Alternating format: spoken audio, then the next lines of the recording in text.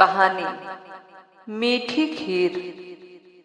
हाथ में स्थानांतरण का आदेश लिए जयंत सोच रहा था कि बड़े शहर के बैंक में काम करना तो प्रतिष्ठा की बात थी। हरिद्वार में भला क्या कारोबार होगा। नौकर पिताजी का पत्र चाय की ट्री में रखकर ले आया। इसमें भी चौंका देने वाला आदेश था। हरिद्वार जाकर एक महत्वपूर्ण काम करना है कि किसी तरह ऊपर का हिस्सा खाली करा लो। उन्हें 2 वर्ष से नोटिस दे रहा हूं, पर उसके कानों पर जू तक नहीं रेंगती।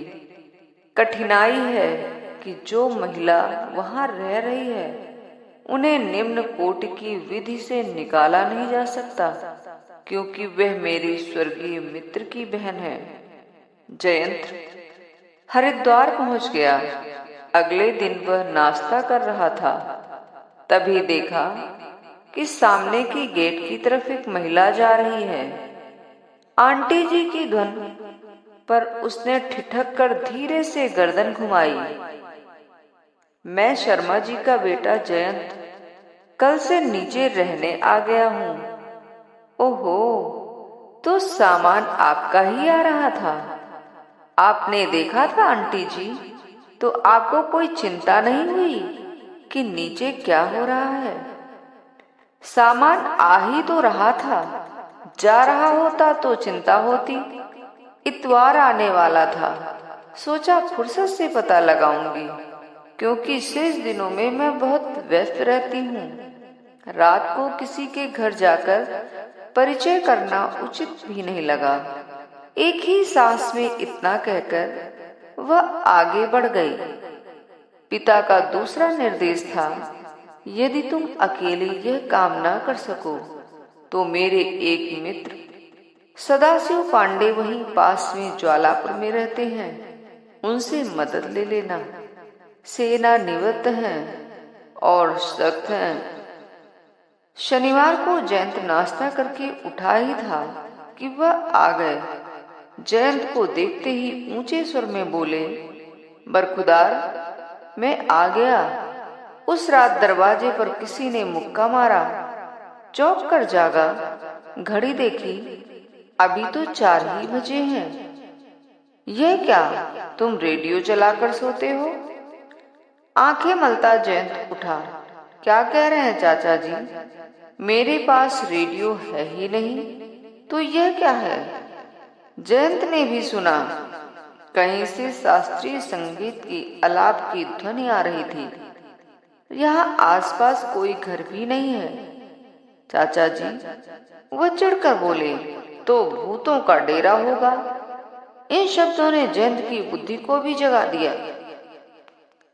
चाचा जी, यह स्वर तो घर की ऊपरी मंजिल से आ रहा है, वहां रेडियो होगा। जाकर फौरन बंद करने को कहो, मेरी नींद खराब हो रही है। यह कहने के बाद उन्होंने शांत होकर कुछ देर ध्यान से सुना, फिर बोले, अच्छा जाने दो, जो भी गा रहा है अच्छा गा रहा है।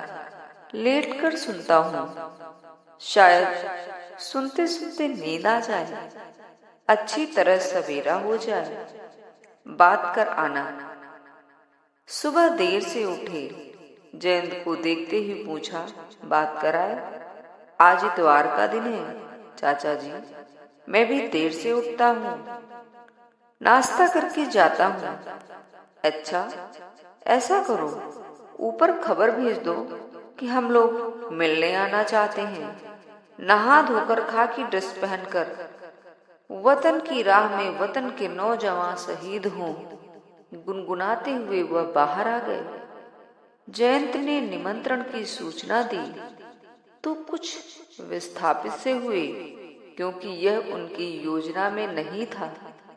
फिर गरजते से बोले, इन तरूकों से बचना चाहती है, चलो चलते हैं, वह भी देखे कि हम क्या हैं।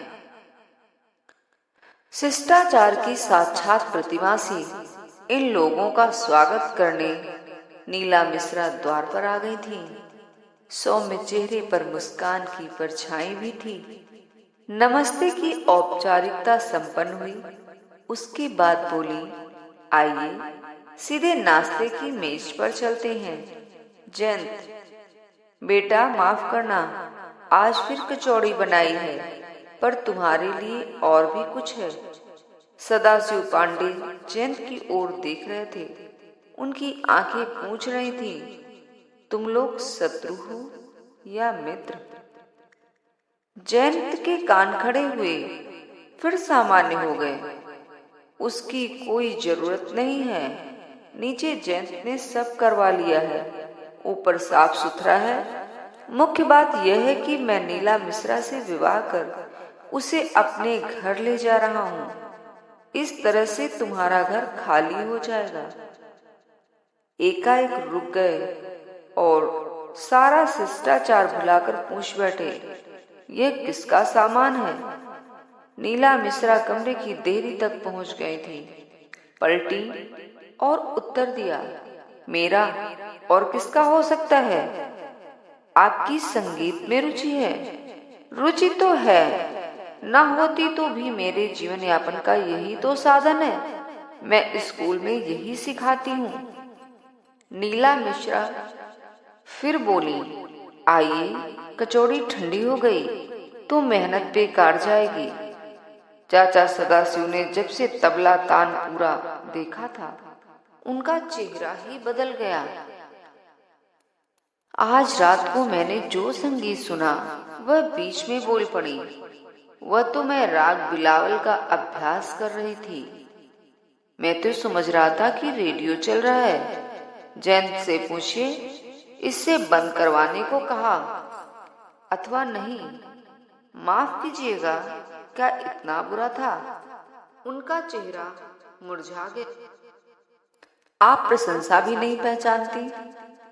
यदि रेडियो समझा तो उत्कृष्ट ही रहा होगा। जरा नींद में बाधा आ गई थी, उसी के लिए माफी मांग रही हूँ। कोई बात नहीं, जो हुआ सो हुआ। मैं भी थोड़ा बहुत संगीत समझता हूँ। एक के बाद एक कचौड़ियां खत्म करते हुए चाचा सदाशिव बातें बनाते जा रहे थे। जयंत दुखी हो रहा था। कुड़ के पूछा, चाचा जी, क्या इस तरह मकान खाली हो जाएगा? वह बोले, वह बात अलग है, यह अलग। चाचा जी बताइए कि हमारी रणनीति क्या है? अभी तो देख समझ रहा हूँ। जल्दी का काम शैतान का होता है। शाम को जयंत जब घर लौटा तो देखा लॉन में दोनों बैठे हैं। सामने मेज पर चाय है और साथ में पकौड़ियां।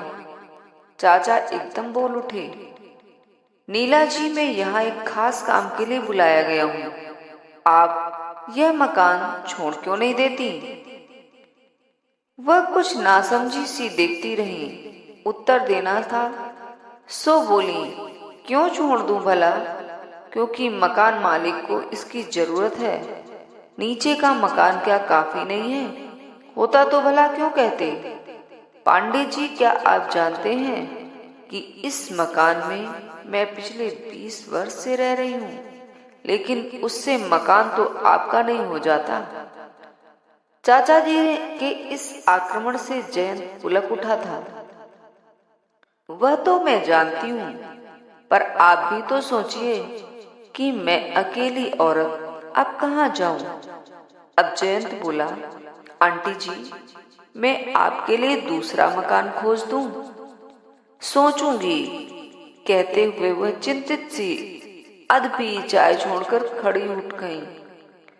इसके अगले दिन जयंत ऑफिस से लौटा तो चाचा जी ने एक पर्चा दिखाते हुए कहा, जयंत, तैयार हो जाओ। लगता है ऊपर वाली काफी विनोदी है। चाय का निमंत्रण भेजा है। लिखा है, कृपया नौकर के हाथ और मेरे हाथ की पकौड़ियों का अंतर देखने और चाय पीने आप दोनों सज्जन आए तो कृतार्थ होंगी। चाचा जी, आपने स्वीकृति तो नहीं दे दी? और क्या करता? इसी तरह उन्हें समझना है। वह चाय पीने साथ नहीं बैठी, प्लेट भर पकौड़ियां लाई तब बैठी। तब तक वह दोनों बैठे केक खाते रहे। पता चला कि यह केक भी नीला मिश्रा ने स्वयं बनाया था। चाय भी पी चुके थे। तभी 3 लड़कियां आ गईं। चाचा जी कुछ देर में नीचे आए, बड़े प्रसन्न दिख रहे थे। आनंद आ गया आज। वह छात्राएं भी मान गईं कि मुझे उनकी आंटी जी से ज्यादा ज्ञान है। जयंत को बुरा लग रहा था। खैर कोई बात नहीं। एक अच्छी बात यह है कि कल हम लोगों के लिए भोजन का निमंत्रण है। शायद पाक कला से प्रभावित करना चाहती हैं।